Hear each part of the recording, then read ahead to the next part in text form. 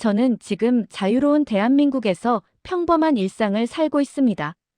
아침에 눈을 뜨면 커피를 마시고 출근길에 스마트폰으로 음악을 듣고 퇴근 후엔 친구들과 약속을 잡습니다. 누구도 제 신분증을 검사하지 않고 누구도 제게 어디로 가냐고 묻지 않습니다. 하지만 불과 몇 년 전만 해도 저는 지옥을 2번 겪었습니다. 안 벗으면 맞아요. 20년이 지난 지금도 저는 그 말을 떠올리면 손이 떨립니다. 북송된 첫날 밤 15살 소녀였던 제게, 그리고 저와 같은 또래의 아이들에게 벌어진 일들. 그것은 사람이 사람에게 할 수 있는 가장 잔인한 것들이었습니다. 중국의 작은 봉제 공장. 그날도 저는 다른 북한 여성들과 함께 미싱 앞에 앉아 있었습니다. 갑자기 들려온 발소리. 공안이다. 신분증 검사. 공장 문이 거칠게 열리며 제복을 입은 사람들이 쏟아져 들어왔습니다. 저는 도망칠 틈도 없었습니다. 손목이 잡히는 순간 저는 직감했습니다. 북송이구나. 그 순간부터 시작된 악몽은 상상을 초월했습니다. 창문도 없는 트럭 안에서 국경을 넘어 구류소의 차가운 바닥 위에서 저는 인간이 아니었습니다. 그저 번호였고 물건이었고 때려도 되는 존재였습니다. 하지만 저는 살아남았습니다. 그리고 다시 탈북했습니다. 공안에게 붙잡힌 저는 다른 탈북 여성들과 함께 트럭에 실렸습니다. 그것은 트럭이 아니라 움직이는 감옥이었습니다. 창문도 없고 환기구도 없는 화물칸. 안에는 이미 수십 명의 여성과 아이들이 빽빽하게 들어차 있었습니다. 모두 앉을 공간조차 없어서 서로의 몸에 기댄 채 서 있어야 했습니다. 숨 쉬는 것조차 힘들었습니다.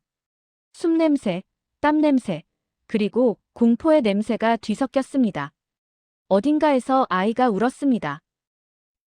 엄마, 숨이 안 쉬어져요. 하지만 어머니도 어쩔 도리가 없었습니다. 그저 아이를 끌어안고 조금만 참아. 조금만. 하고 속삭일 뿐이었습니다. 트럭 바닥에는 말라붙은 핏자국이 있었습니다. 이전에 이 트럭에 실렸던 누군가가 쓰러지며 흘린 피였을 것입니다. 저는 그 핏자국을 보며 생각했습니다. 나도 저렇게 될 수 있구나. 얼마나 갔을까요? 시간 감각을 잃을 만큼 오래 흔들리고 나서 트럭이 멈췄습니다. 문이 열렸고 차가운 북한의 공기가 밀려 들어왔습니다. 우리는 국경을 넘은 것입니다. 다 내려. 빨리빨리. 군인들의 고함 소리. 우리는 비틀거리며 내렸습니다. 다리에 힘이 풀려 주저앉는 사람들도 있었습니다. 하지만 군인들은 기다려주지 않았습니다. 일어나. 빨리 안 일어나. 발로 차며 소리쳤습니다. 우리는 구류소로 끌려갔습니다. 그곳에서 시작된 것은 폭력이었습니다.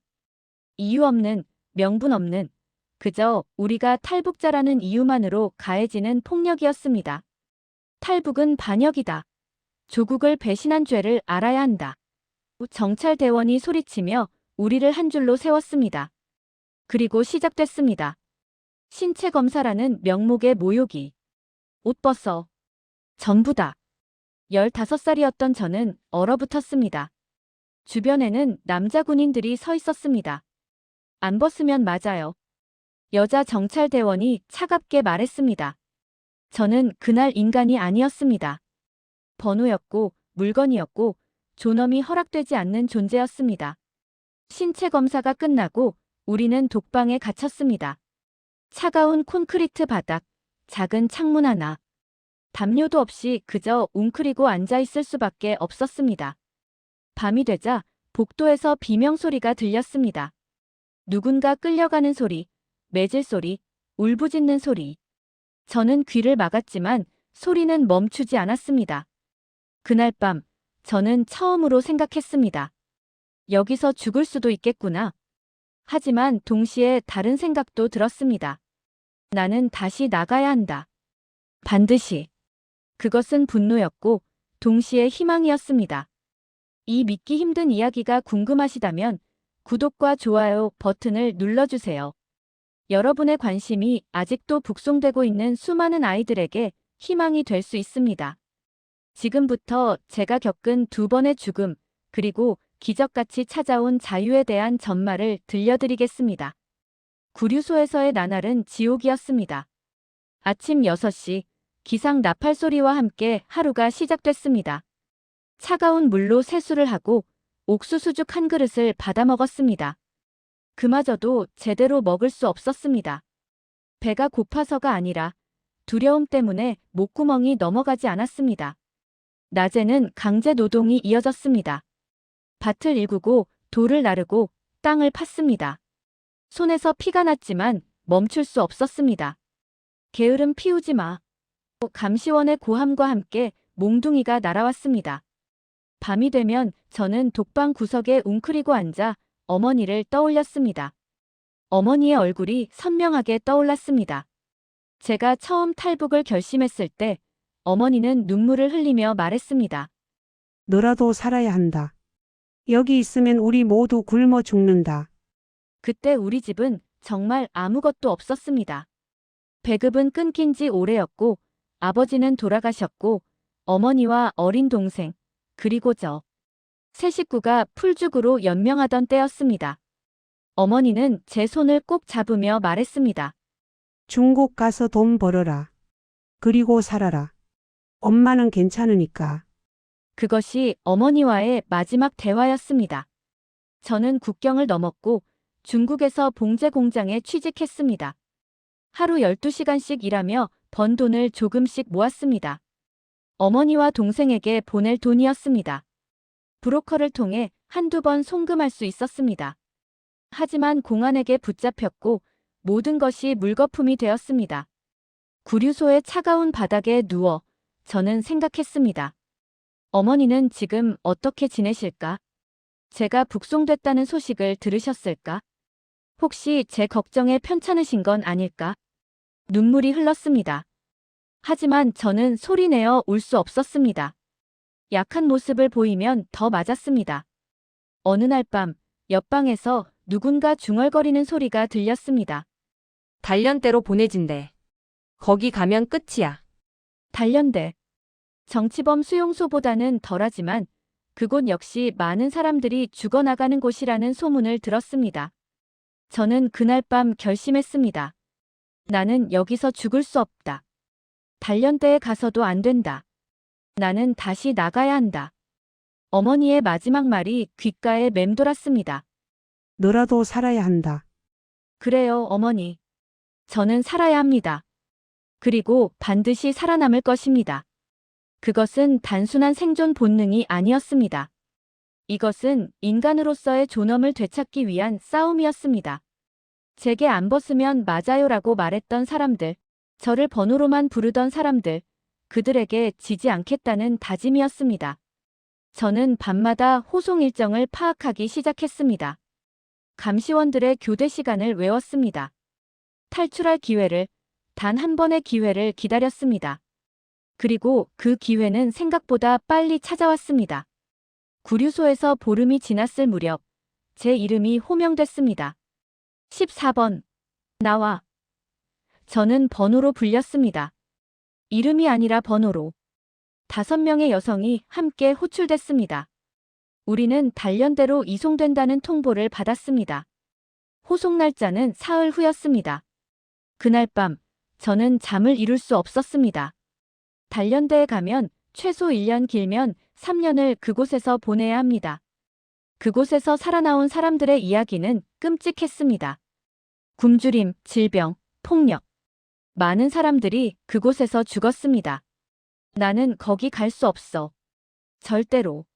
저는 마지막 결심을 했습니다. 호송 중에 탈출하겠다고. 이송 당일, 이른 아침이었습니다. 우리 5명은 손목에 수갑이 채워진 채 트럭에 실렸습니다. 호송병은 3명이었습니다. 운전병 1명, 뒤에 앉은 감시병 2명. 트럭이 출발했습니다. 저는 창밖을 보며 기회를 엿봤습니다. 도로는 비포장이었고 산길이 이어졌습니다. 눈이 내리기 시작했습니다. 1시간쯤 지났을까 트럭이 갑자기 덜컹거리며 멈췄습니다. 타이어가 빠진 것 같았습니다.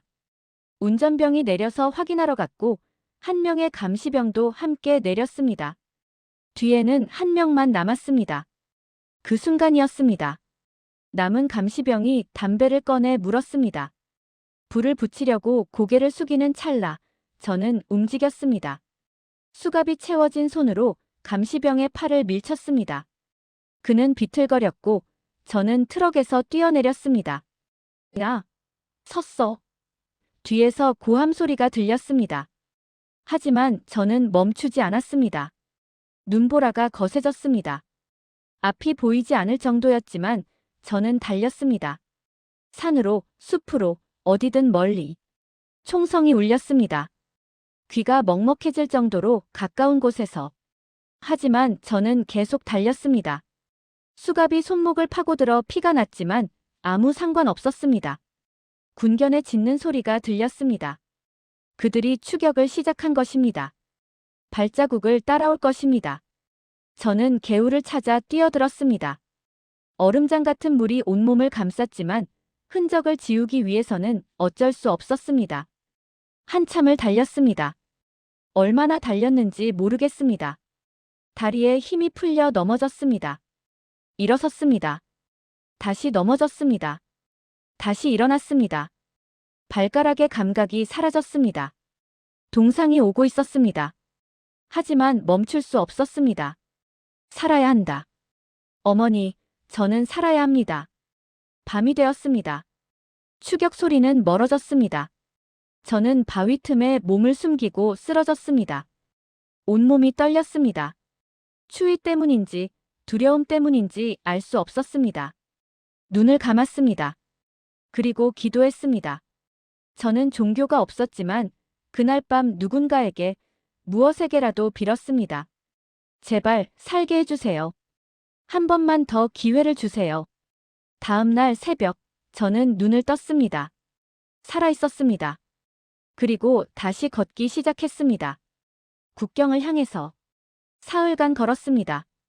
낮에는 숨고 밤에만 움직였습니다. 먹을 것은 없었습니다. 눈을 녹여 물을 마시고 나무 껍질을 씹으며 버텼습니다. 그리고 마침내 두만강이 보였습니다. 강은 얼어 있었습니다. 하지만 완전히 얼지는 않았습니다. 발을 내디딜 때마다 얼음이 갈라지는 소리가 났습니다. 혹시 깨지는 건 아닐까? 그 두려움에 온몸이 얼어붙었습니다. 하지만 저는 걸었습니다. 한 발 한 발. 뒤돌아보지 않고. 강 중간쯤에서 얼음이 갈라졌습니다. 발이 물에 빠졌습니다.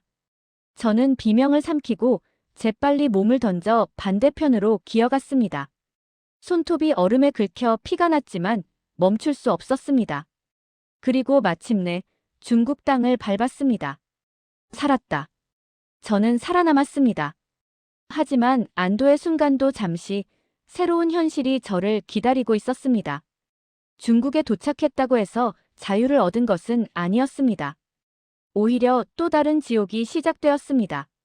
저는 이전에 일했던 봉제 공장으로 갈 수 없었습니다. 이미 공안이 단속했던 곳이기 때문입니다. 연고도 없고 신분증도 없고 돈도 없는 저는 완전히 고립되었습니다. 며칠간 산속 폐가에 숨어 지냈습니다. 추위에 떨며 배고픔을 참으며 발견될까 두려워 숨죽이며 일주일쯤 지났을 때 한 조선족 할머니를 만났습니다. 물을 얻으러 나갔다가 우연히 마주친 것입니다. 할머니는 제 모습을 보고 한눈에 알아챘습니다. 탈북자지. 저는 고개를 숙였습니다. 할머니는 한숨을 쉬며 말했습니다. 따라와. 일단 밥이나 먹어. 할머니는 저를 집으로 데려가 밥을 주고 옷을 주고 며칠간 쉬게 해주었습니다. 그리고 브로커의 연락처를 알려주었습니다. 한국 가고 싶으면 이 사람한테 연락해봐. 하지만 조심해. 나쁜 브로커들도 많아. 저는 브로커에게 연락했습니다. 하지만 문제가 있었습니다. 돈이 없었습니다. 브로커는 차갑게 말했습니다. 한국까지 가는 비용은 최소 1,000만 원이야. 없으면 일해서 갚든지 아니면 포기하든지. 저는 일하기로 했습니다. 브로커가 소개해준 음식점에서 숨어 지내며 일했습니다. 주방 보조였습니다. 하루 15시간씩 일하고 월급의 대부분을 브로커에게 갚았습니다. 하지만 언제나 불안했습니다. 중국 공안의 단속은 수시로 이루어졌습니다. 한 번은 음식점에 공안이 들이닥쳤습니다. 신분증 검사. 저는 재빨리 화장실로 숨었습니다. 창문을 통해 뒷골목으로 빠져나갔습니다. 심장이 터질 것 같았습니다. 또 한 번은 길에서 공안과 마주쳤습니다. 저는 고개를 숙이고 빠르게 지나쳤습니다. 야, 너. 뒤에서 부르는 소리. 저는 걷는 속도를 늦추지 않았습니다. 다행히 더 이상 쫓아오지 않았습니다. 매일이 긴장의 연속이었습니다. 잠을 잘 때도, 밥을 먹을 때도, 길을 걸을 때도 항상 주위를 살폈습니다. 언제 붙잡힐지 모른다는 공포 속에서 살았습니다. 한국어를 쓸 수도 없었습니다. 중국어를 쓰지만 발음이 이상하면 의심받았습니다. 저는 말을 최대한 아껴야 했습니다. 그렇게 1년이 흘렀습니다. 브로커에게 갚아야 할 돈은 절반 정도 남았습니다. 하지만 저는 알고 있었습니다. 중국에서의 이 생활은 영원히 지속될 수 없다는 것을. 언젠가는 붙잡히거나 아니면 떠나야 한다는 것을. 그리고 저는 결심했습니다. 한국으로 가겠다고. 브로커가 말했습니다. 돈을 다 못 갚았지만 너를 보내줄게. 대신 한국 가서 나머지 갚아. 약속 못 지키면 중국에 있는 내 지인들한테 피해간다. 협박이었지만 저는 받아들였습니다. 다른 선택지가 없었습니다. 한국으로 가는 길은 험난했습니다. 직접 갈 수 없었습니다. 중국에서 한국까지 합법적인 방법은 없었으니까요. 우리는 동남아시아를 경유해야 했습니다. 먼저 중국 남부로 내려갔습니다. 기차와 버스를 번갈아 타며 며칠을 이동했습니다. 브로커는 가짜 신분증을 주며 말했습니다. 절대 입 열지 마. 고개만 끄덕여. 걸리면 끝이야. 국경을 넘을 때마다 심장이 터질 것 같았습니다. 검문소를 지날 때마다 손에 땀이 났습니다. 하지만 운이 좋았는지 무사히 통과했습니다. 미얀마에 도착했습니다. 브로커가 바뀌었습니다. 새로운 브로커는 더 차갑고 무뚝뚝했습니다. 돈 다 냈어. 아직. 그럼 빨리 움직여. 내 시간 낭비하지 말고. 우리는 정글 속을 걸었습니다. 길도 없는 산속을, 뱀과 벌레가 득실거리는 숲속을. 몇 명의 탈북자들이 함께였습니다. 모두 지쳐 있었지만 아무도 불평하지 않았습니다. 어느 날 밤, 우리는 작은 오두막에 숨었습니다. 그런데 갑자기 경찰이 들이닥쳤습니다. 패스포트, 패스포트. 저는 얼어붙었습니다. 이대로 끝나는 건가? 브로커가 경찰에게 뭔가 건넸습니다. 돈이었습니다. 경찰은 돈을 받고 고개를 끄덕이며 나갔습니다. 저는 그제야 숨을 쉴 수 있었습니다. 뇌물이야. 여기선 돈이면 다 돼. 브로커가 무심하게 말했습니다. 하지만 모든 위기가 돈으로 해결되는 건 아니었습니다. 라오스에서 태국으로 넘어가는 길에 우리는 또 다른 브로커를 만났습니다. 그는 웃으며 친절하게 대했습니다. 걱정 마. 내가 안전하게 태국까지 데려다 줄게. 하지만 그는 거짓말쟁이였습니다. 우리를 숙소에 가둔 뒤 추가 비용을 요구했습니다. 한국 대사관까지 가려면 돈이 더 필요해. 인당 500만 원. 그런 돈 없어요. 한 탈북자가 소리쳤습니다. 브로커는 차갑게 웃었습니다. 그럼 여기 계속 있든지. 아니면 경찰에 신고하든지. 우리는 갇혔습니다. 1주일, 2주일.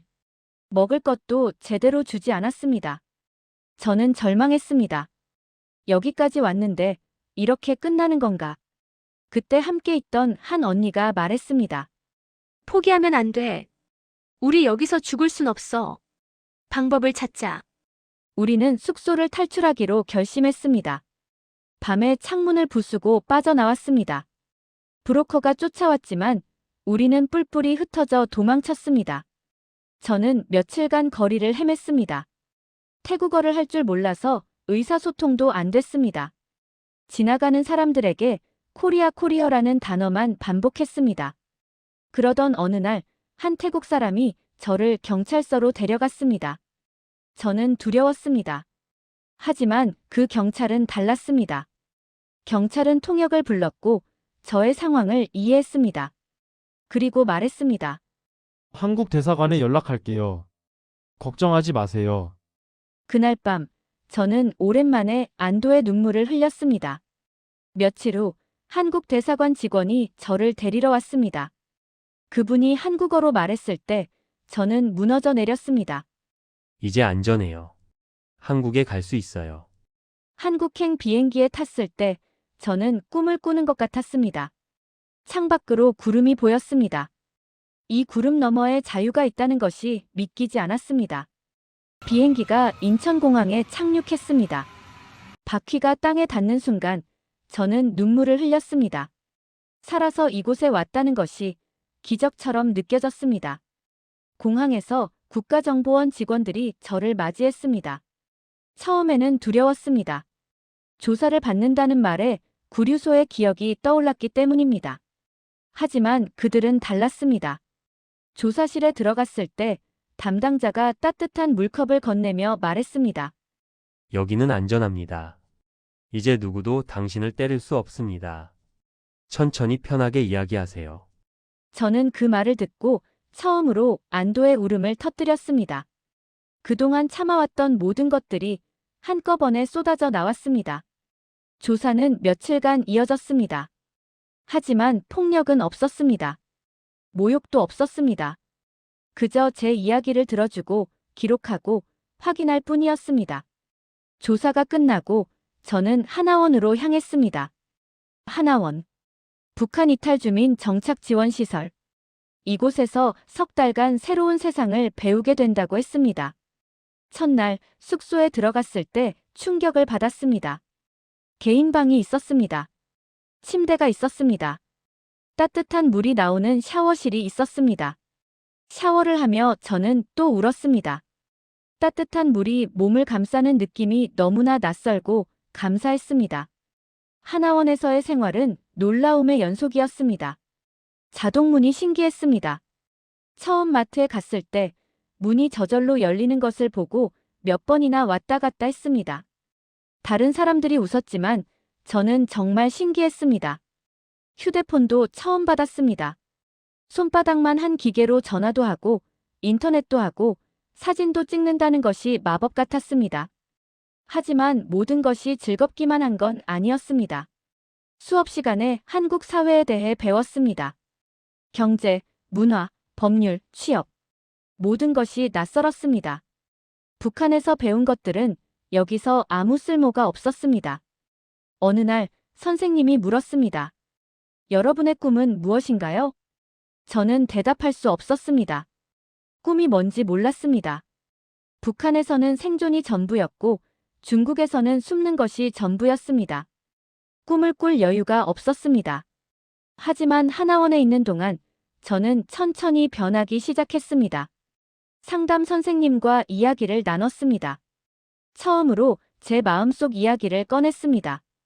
북송됐을 때의 일, 구류소에서 겪은 일, 어머니에 대한 그리움.